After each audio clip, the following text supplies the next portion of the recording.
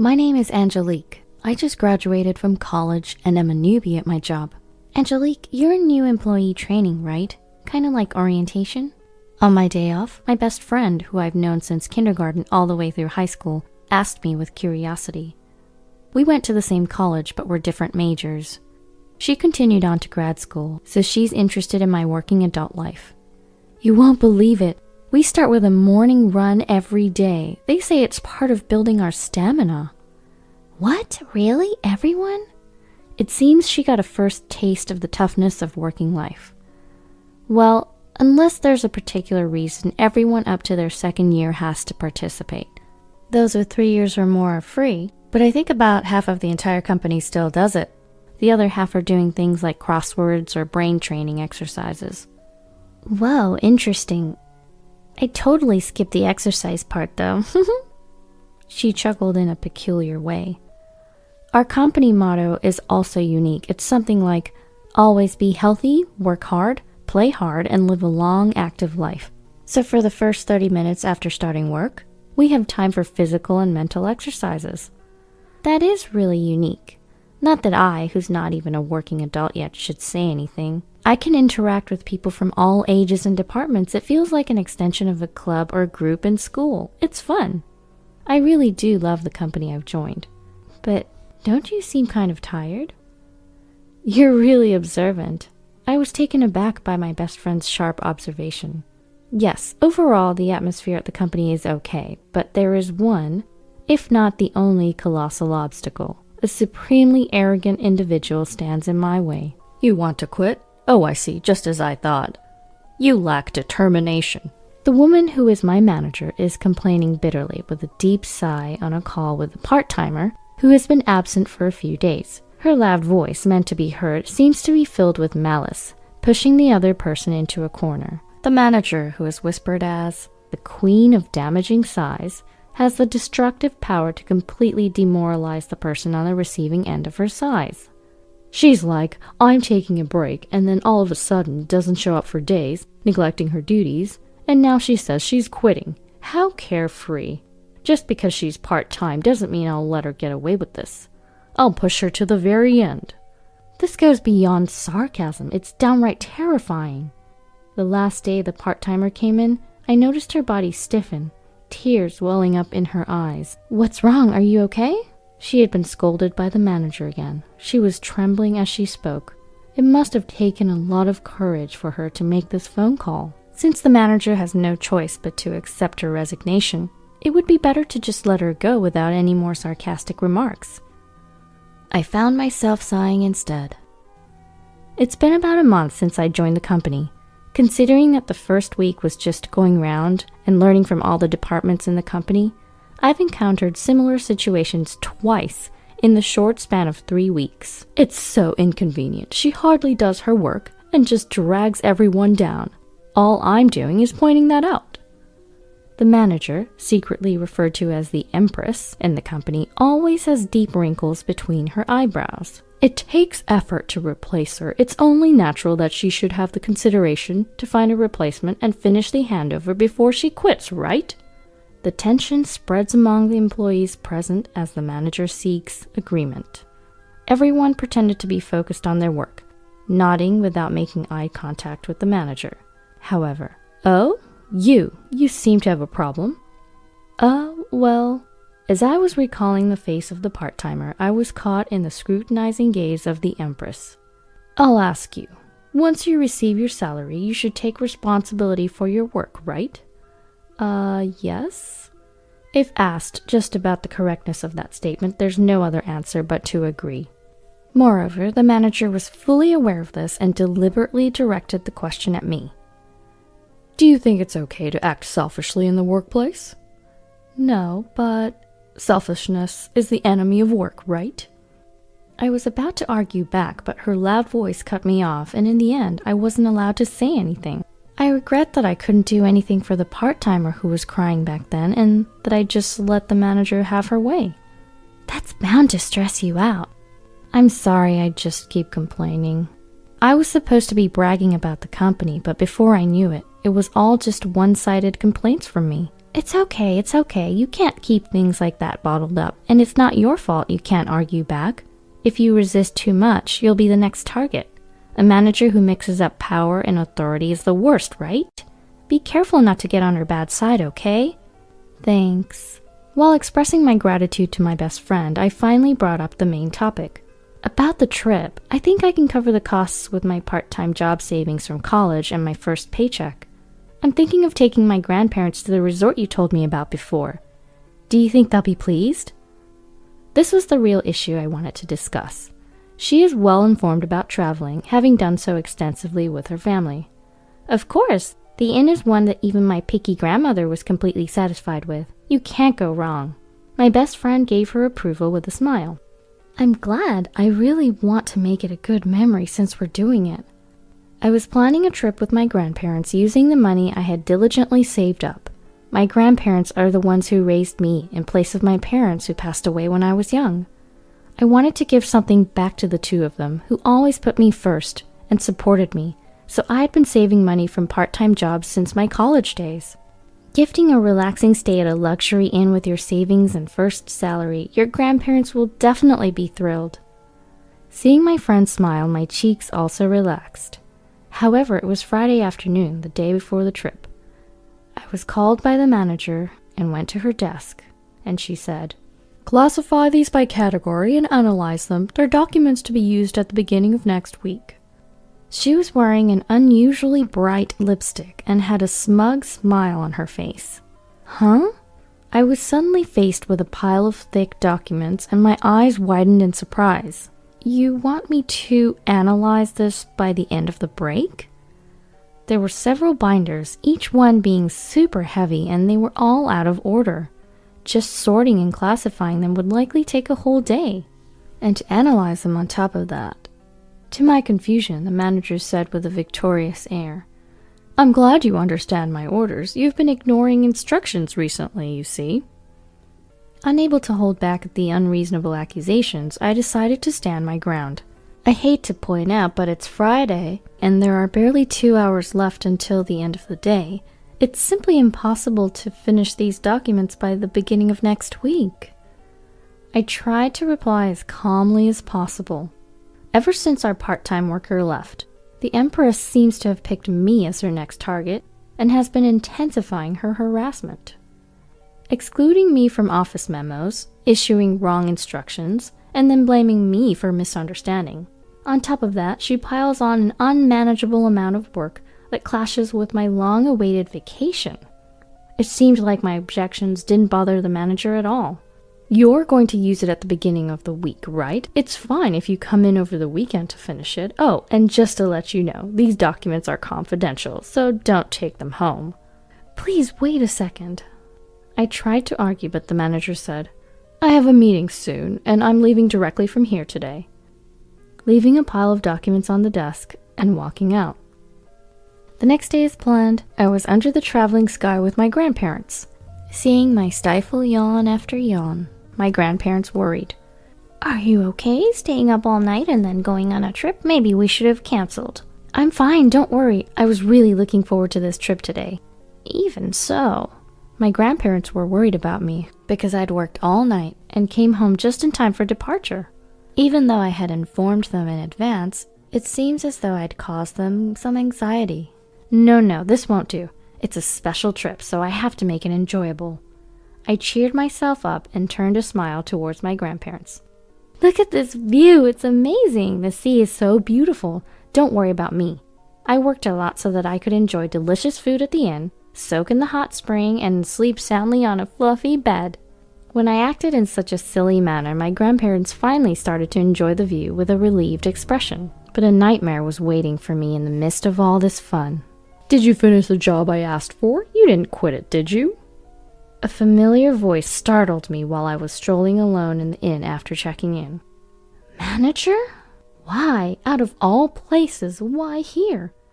As if hearing my inner voice, the manager snorted and laughed. "Ha, ha, ha. I ruined your weekend to teach you a lesson. I thought it was unlikely, but as I thought, you ignored my instructions, didn't you?" The manager's words clung to me like a curse, and I was hit with a severe bout of dizziness. So you deliberately assigned me an unreasonable task to coincide with my vacation? The thought of being given work to ruin my vacation made me seethe with anger. But how did you know about my plans? I knew the manager had sharp ears, but this was astonishing. You were chattering away during break time. Where are you going? When are you going? Oh, I'm so jealous. You were so pleased being praised by everybody. It was hilarious. Eavesdropping. You're the one who was talking loudly. Realizing that my innocuous chats with colleagues were being carefully listened to, I felt a chill. Besides, I'm surprised. This inn is too good for you. Excuse me? As I tilted my head in confusion, the manager did her typical, Huh? You don't get it. It's an eyesore to see commoners wandering around. Look, there's a rundown inn next door that's more your style. I don't understand what you mean. I know you find me an eyesore, but the rest's just insults and harassment, right? Just when my anger was about to boil over, that's when it happened. Is that what this is about? A voice of support came from behind me. Grandpa, and Grandma too. My grandparents, whom I thought were drinking tea in the room, were standing behind me. Judging from their expressions, they must have heard almost all of my conversation with the manager. This is... I hurriedly tried to explain, but my grandfather cut me off and spoke to the manager. Nice to meet you. I'm Angelique's grandfather and have been her guardian for many years. Perhaps it's quicker to tell you that I'm the honorary chairman of the trading company that was discussing a deal with your company the other day. At those words, the manager's face turned pale. What? The honorary chairman of the industry? But your name is different from this employee's.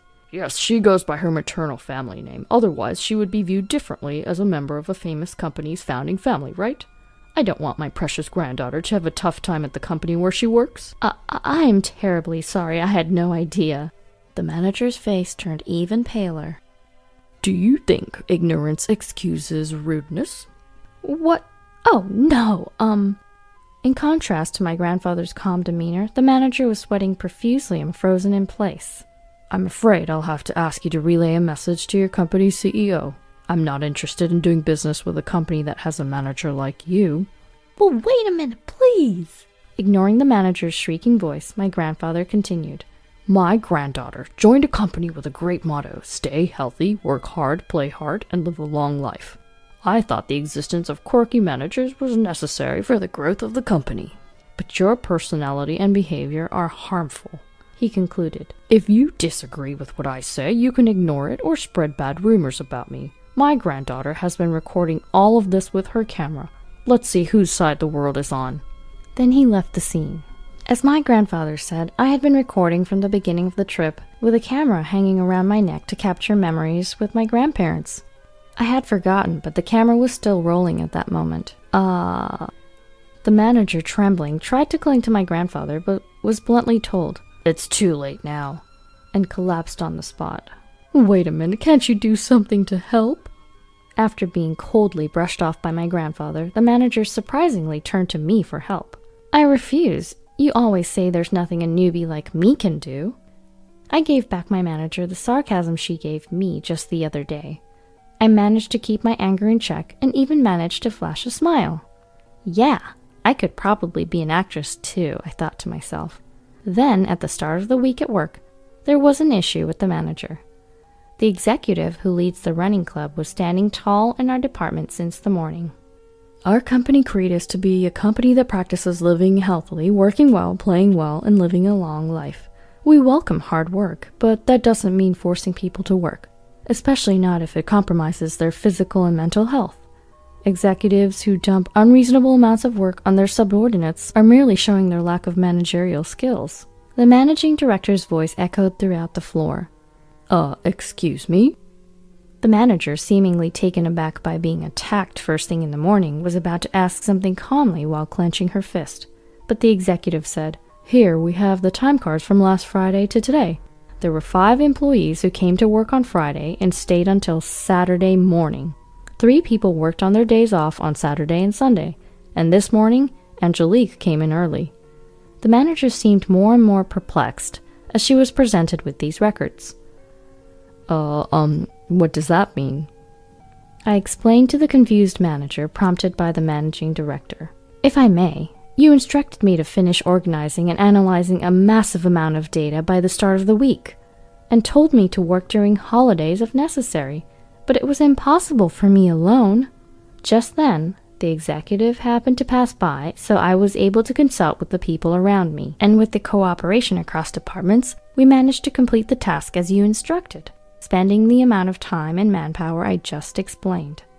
Since the running club members who helped this time were there at the executive's meeting, I took the opportunity to thank them again.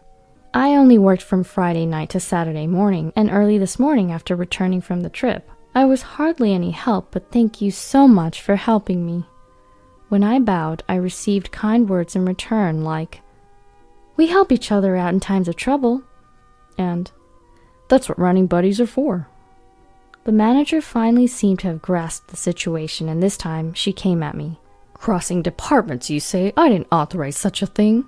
She seemed intent on blaming me for overstepping her authority. "I approved it."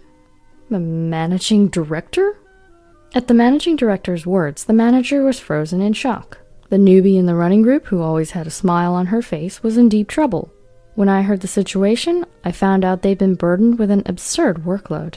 It would have been fine to leave them be, but since it was work necessary for the company, I took charge and gained everyone's cooperation. I apologized for the post-approval, but first. The managing director stared at the manager. I can't forgive the base motives behind burdening a hard-working employee who's trying to be filial to their grandparents with an impossible task just for harassment. These were the most forceful words I'd ever heard the managing director say. The managing director's face softened a bit. "The other day, my grandchild who visited me cooked up some fried eggs. Haven't recently learned how to make them. They were overly charred and even had eggshells in them, a real mess. But it was the first time my grandchild had cooked something with such dedication. To me, it was the best feast ever." He talked, overlapping his feelings for his grandchild with the sentiments a supervisor should have for their subordinates. "Despite the kitchen being a complete mess from my grandchild's cooking, my wife was in high spirits all day. That's just how it is. When I told them it was delicious, the proud smile on the young face was the most endearing thing." The managing director's unexpected story brought tears to the employees' eyes as they shared memories of their own grandparents. "I still can't forget the taste of the rice porridge my grandma made me when I was sick. And the Band-Aid my grandpa put on me saying, 'Pain, pain, go away,' seemed to heal me faster." While almost bursting out laughing at the managing director's doting grandparent stories, I felt a lump in my throat, wondering if a present for their grandparents could elicit such an emotional response. The people who helped me that day told me as I bowed, "If you think you're causing trouble, the best way to show us respect is to go and have as much fun as possible." And they sent me off on my trip. I love this company, all of you, and of course my job. That's why it's so frustrating to see part-time workers and employees like me being targeted and quitting due to unreasonable demands. Saying this with all the courage I could muster, a warm round of applause erupted from those around them. However, the manager seemed irritated by this and confronted them. "Do you think it's okay to talk like that?" The managing director quickly reprimanded her. "Silence. If you want to stay with this company, you'll lose all your titles and privileges and be demoted to the same status as a new employee. Naturally, you'll be starting from today, so the employee who joined a little before you, Angelique, will be your senior. You should be careful with your words." Upon hearing that the president had also approved, the manager shook her head intensely and yelled, "No, I won't accept this." But there was no help for her. Instead, everyone's cold glares focused on her. "If you don't like it, you're welcome to submit a resignation letter anytime." Well, what? This was the downfall of the manager known as the Empress. Afterwards, she was literally demoted to a rank-and-file employee. She stuck around the company for a bit, but maybe she couldn't handle the tough treatment she was getting because one day, she just stopped coming in. A few days later, her resignation letter came in the mail. Around that time, our company was being covered on TV. The show, titled Morning Exercise Bonds Beyond Titles, was aired, and they even talked about me and my grandparents. I heard later that the viewers loved our company rule: don't tolerate unfairness. The unjust female manager remained anonymous, but the clients clearly knew who she was. Rumor is that she doesn't stand a chance of finding a job in the same industry again. Meanwhile, our company was able to do business with my grandfather's company without any problem. Working with relatives can be a bit embarrassing, but it also keeps me on my toes. Plus, I've become even more popular within the company due to my legendary showdown with the female manager. Whoa, you're so motivated. I want to work with you once I finish graduate school, my best friend recently told me. I'm hoping that'll happen too. I've started saving again because I want to travel with my grandparents without any worries this time. It'll take time since all I can do is save bit by bit, but just sit tight, Grandma and Grandpa. I'm going to continue to cherish my precious time from here on out.